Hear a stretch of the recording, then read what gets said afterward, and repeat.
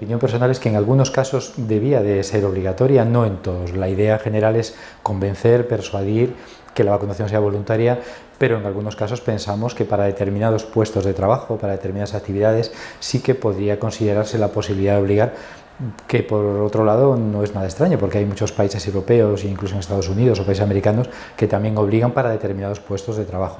Serían casos en los que los profesionales sanitarios traten con pacientes especialmente vulnerables, pues por ejemplo en unidades de cuidados intensivos, en unidades de quemados, en profesionales que tratan con inmunodeprimidos, es decir, aquellos profesionales que están en contacto muy directo con pacientes especialmente sensibles y que pueden sufrir consecuencias graves si les transmite cualquier tipo de enfermedad, aunque sea una simple gripe. Se dice que puede ser, hay veces que basta que nos obliguen a algo para que lo rechacemos o no queramos, pero yo insisto en que creo que en determinados casos no quedaría más remedio que hacerlo, porque tenemos que valorar siempre las consecuencias negativas que tendría para nuestros pacientes el hecho de que los profesionales no nos vacunásemos.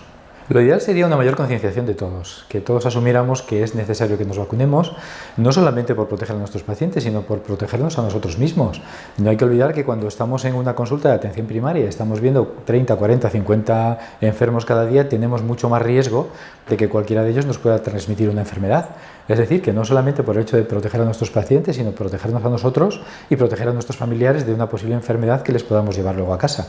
Por lo tanto, la persuasión, el convencimiento y, como antes decía, quizás en algunos casos podría ser por normativa obligado en determinadas circunstancias. Sería lo deseable, lo que pasa es que ya nos cuesta mucho tener un calendario vacunal común en España como para que en la Unión Europea lo consiguiéramos.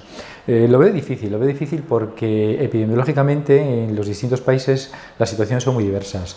Hay países en los que hay predominio de determinadas enfermedades, determinadas infecciones, que hace que sea más necesario la vacunación contra ellas y sin embargo en otros países no. Por eso lo veo complicado. Sería lo deseable, pero lo veo complicado. Es una vieja polémica y una vieja lucha el conseguir un calendario vacunal único. Parece que ahora estamos en ello y ya parece que hay más unidad que hace unos años. Ahora la lucha se plantea en torno al calendario del adulto. El calendario infantil yo creo que está muy consolidado, que es algo que todo el mundo acepta, que está bastante consensuado, pero tenemos que luchar mucho por el calendario del adulto.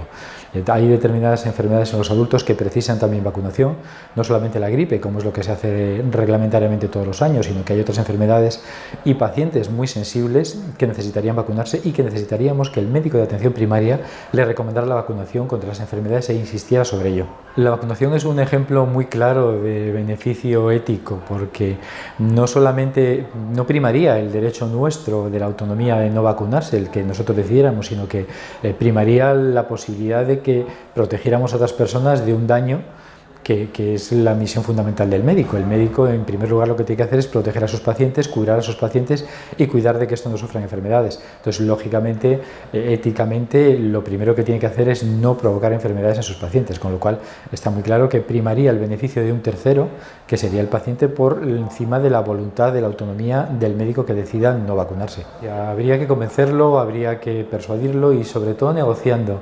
Es muy difícil que negociando y explicando bien las cosas con una persona no consigas convencerle de que se vacune, si no de todo, por lo menos de determinadas enfermedades. Pero ya digo que es difícil, habría que hablar con él, negociar con él, convencerle, persuadirle y no interpretar nunca que esa persona que no tiene conocimientos suficientes o que es un ignorante, no, todo lo contrario.